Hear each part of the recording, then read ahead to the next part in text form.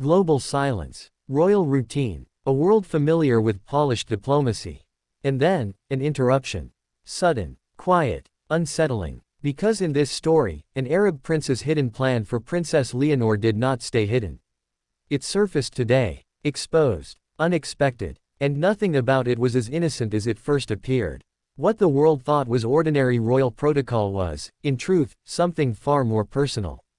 Far more calculated, and far more dangerous to the delicate balance surrounding Spain's future queen.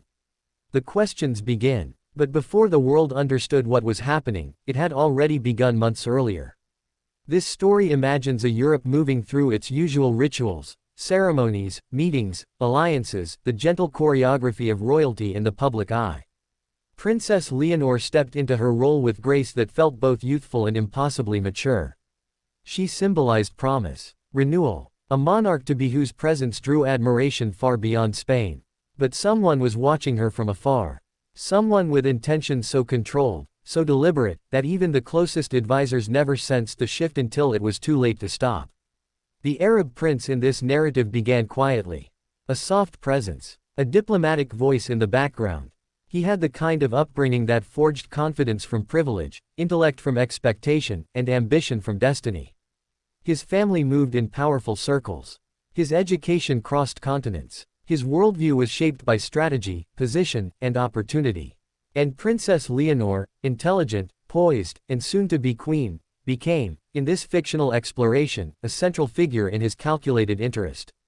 Not publicly, not obviously, quietly. The first curiosity loop opens here. Why her? Why now? And what did he believe she could represent for him? The world didn't see it. Spain didn't sense it. But certain diplomats did. A shift in questions asked behind closed doors. A pattern in unofficial communications. A name repeated more often than expected. It all pointed toward one conclusion: the prince was studying her.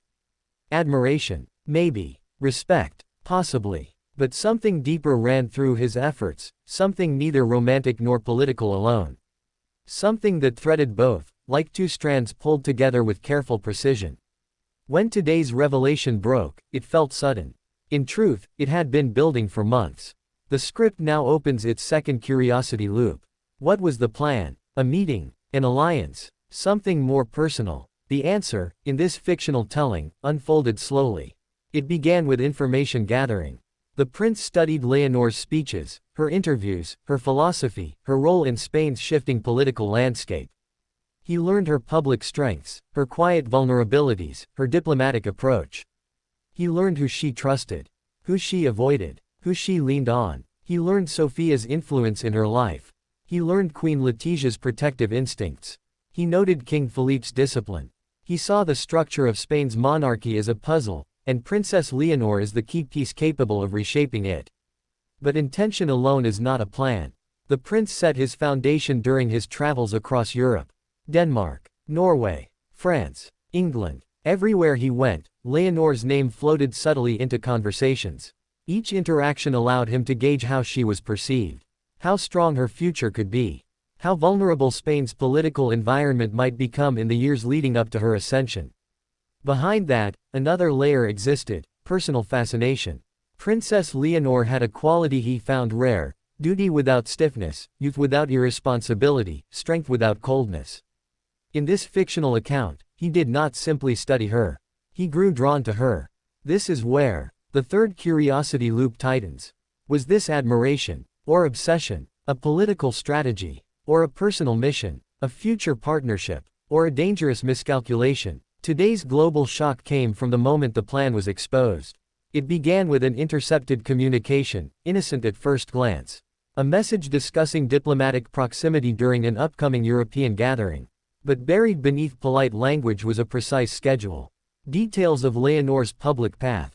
The angles from which the prince intended to observe her. The individuals he hoped to influence around her.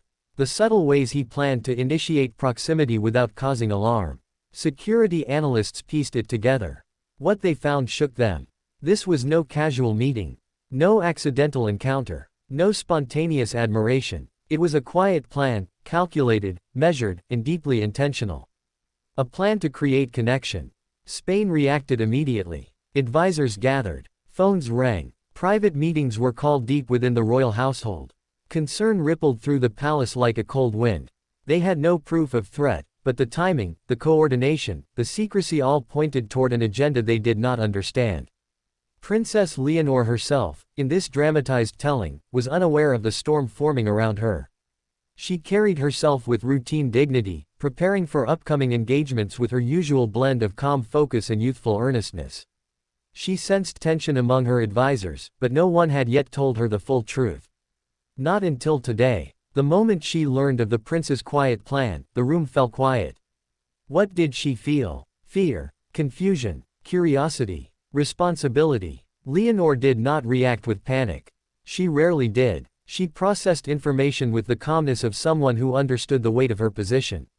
Yet something in her shifted, a deeper seriousness, a recognition that her role now extended beyond public duty into the realm of silent strategy. Here another curiosity loop forms. How much would she be told? Would the prince be confronted? Would diplomacy shield her, or trap her? The plot thickened when foreign advisors revealed another detail. The prince had spoken privately with a high-ranking European diplomat weeks earlier. His words were polite, subtle, but unmistakable. He believed Leonor represented the future of European stability. He admired her emerging leadership. And he believed that forming a bond with her, however undefined, could reshape international relations for years to come. His tone implied more than diplomacy. Not possession, not aggression, but intention. A quiet plan. Spain faced a dilemma. Ignore it and risk future complications. Address it and risk diplomatic fallout. Strengthen security and risk drawing attention. Or involve Leonor directly in shaping the response. The fictional narrative chooses the fourth. Leonor, guided by her parents, responded with clarity and restraint. Her decision was measured, powerful, and precise. She would maintain her duties, strengthen her focus, and avoid any reaction that could escalate the situation or give room for misinterpretation. She would remain herself, graceful, strong, untouchable. But the world was no longer quiet. Media outlets learned fragments. Social networks exploded with theories. Analysts debated intentions. Spain entered a state of tense anticipation. The prince offered no public explanation. He issued no denial, no clarification, nothing to calm the storm forming around his name and hers. And that silence became its own message. The story now reaches one of its deepest curiosity loops. What happens next? Will he approach publicly? Will Spain confront him? Will Europe intervene? And how will Leonor navigate a tension she never asked for? Leonor's life had always been shaped by public expectation. But today, in this fictional narrative, she faced something new, a calculated interest from someone with power, influence, and a strategy built behind closed doors. Yet her strength rises here. While the world speculates, she walks forward with unwavering composure. She embodies the dignity of a future queen who understands that every step she takes, every expression, every silence, carries the weight of a nation. And perhaps that is why the prince found her compelling. Perhaps that is why his plan formed. And perhaps that is why the world is now watching so closely. But even the most carefully crafted plan has limits when exposed. The story leaves you with one final curiosity loop, the one that ensures you remain tied to every development, every whisper, every shift in the narrative. What will he do now that the world knows? Will he retreat, adapt, or escalate his quiet pursuit? For now, the world waits. Spain stands alert. Leonor moves forward. And the prince watches from the shadows of his own intentions. This fictional revelation has changed the landscape. Nothing will be the same after today.